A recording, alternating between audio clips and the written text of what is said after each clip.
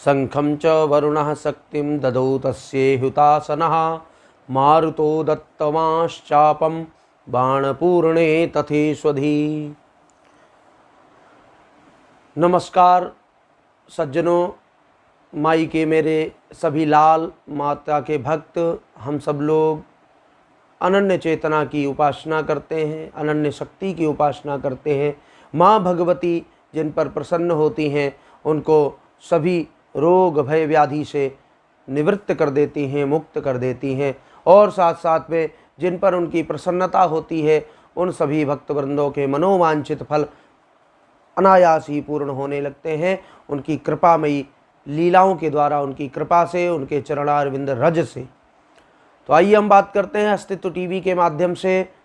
आप जान रहे हैं नवरात्र के प्रत्येक दिवस के प्रत्येक स्वरूप का पूजन एवं अर्चन समाराधन। मैं वेद शास्त्री आचार्य पवन दत्त। आज हमें कुछ ऐसा करना है जिससे हमारे मूलभूत से ईर्ष्या, द्वेष, दंभ, कपट, छल, छिद्र, दूषित भावनाएं, दूषित नियोजन, दूषित भाव, दूषित विवेचन, दूषित शब्द, सबको दूर करना है। तो वो कैसे होगा? तो माता कूष्मांडा का पूजन, समाराधन और उनका अर्चन करने से। उनका अर्चन कैसे किया जाएगा? तो कहा, मैंने बताया है पूर्व में आपको कि माँ भगवती दुर्गा की प्रतिमा पर ही सभी के स्वरूपों का ध्यान करते हुए उनका पूजन किया जा सकता है और आपको करना चाहिए। जो लोग उपवास रखते हैं वो अनन्य शक्ति को प्राप्त करते हैं, अथवा नहीं भी रखते हैं तब भी उनको अर्चन करने से लाभ मिलता है और सदाचार की प्राप्ति होती है। सदगृहस्थों के लिए यह पावन नवरात्र है, संतों के लिए, साधुओं के लिए, वैरागियों के लिए, परमहंसों के लिए और सभी जनों के लिए यह नवरात्र एक ऐसा अवसर है जिसमें हम अपने कीर्ति मंडल को स्थापित करते हैं और अपनी नकारात्मकता को दूर करने का यह सर्वरूप से महत्वपूर्ण दिवस हमें प्राप्त होते हैं। तो नव दिन में हमें नव की नव स्वरूपमयी देवियों का आवाहन करते हुए उनका अर्चन, वंदन, समाराधन का यह जो सौभाग्य मिलता है, यह देखिए आपको अंकुरित करता है। किस प्रकार से अंकुरित करता है? तो बताया गया जिस प्रकार से बसंत में निकलने वाली पेड़ में से पत्तों की कली कितनी दिव्य दिखती हैं, दृष्टिगत होती हैं और उनमें नए पत्ते आते हैं जो वर्ष भर आनंद लेते हैं और वर्ष भर उनकी छाया से जीव, प्राणी, पशु, पक्षी सब सूर्य की तपन से तपते हैं और उस तपन को वहाँ पर जाकर के दूरी मिल जाती है जब कोई छाया प्राप्त होती है। तो यह सब वही कलाएं हैं। तो इसी प्रकार से आपको ध्यान रखना है, कूष्मांडा का ध्यान करना है। इसमें पेठे का भोग लगाएं और शरीफा का माता को भोग लगाएं। मैया को गुग्गल,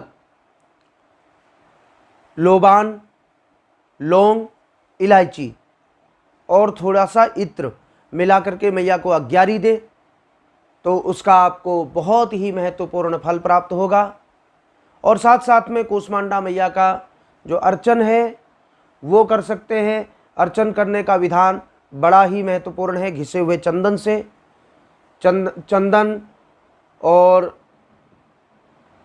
पुष्प, जो पीत पुष्प, रक्त पुष्प, मतलब पीले और लाल और सफ़ेद तीनों प्रकार के पुष्प की पंखुड़ियाँ मिक्स कर लें और उसमें चंदन के छींटे लगाएं, घिसे हुए चंदन के। फिर 108 नाम से, 1000 नाम से उनका अर्चन करें तो निश्चित रूप से आपके बहुत सारे मनोरथ संपन्न होंगे, बहुत सारे मनोरथ पूर्ण होंगे, सिद्ध होंगे। इसमें किंतु परंतु नहीं है। तो मैं बता रहा था कि आज यह दिव्य अवसर हमें प्राप्त हुआ है। आप बहुत सारे स्तोत्रों का पाठ कर सकते हैं। इसमें दुर्गा सप्तशती के 32 नाम हैं। इसमें क्षमा अपराध स्तोत्र है, उसका पाठ कर सकते हैं। कुंजिका स्तोत्र का पाठ कर सकते हैं। तो विष्णुस्त्वं च प्रजापति, तो इस प्रकार से भगवान विष्णु और भगवान लक्ष्मी नारायण, भगवान महादेव, माँ पार्वती, गणेश लक्ष्मी की दिव्य कृपा होती है जो नवरात्र में मैया का इस स्वरूप का ध्यान करते हैं। तो निश्चित रूप से हम सफल होने वाले हैं और हमारी सफलता कुछ ही कदम दूर है, उसे हमें प्राप्त करना है।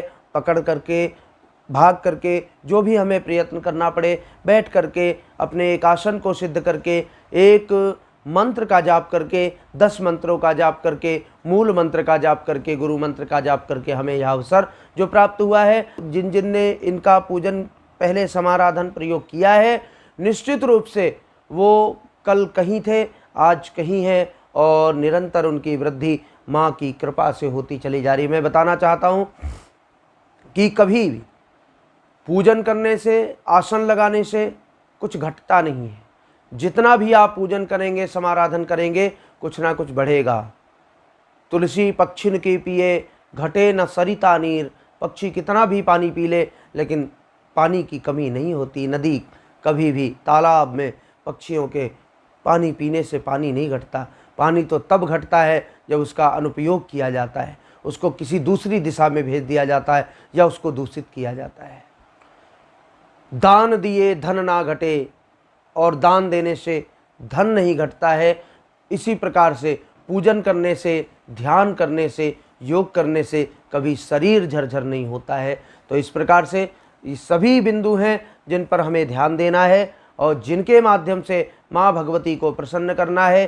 प्राणायाम करते हुए, शुद्ध वस्त्र धारण करते हुए पूजन के लिए बैठे, एक परात में मैया का स्नान करवाएं और कूष्मांडा के स्वरूप का ध्यान करें।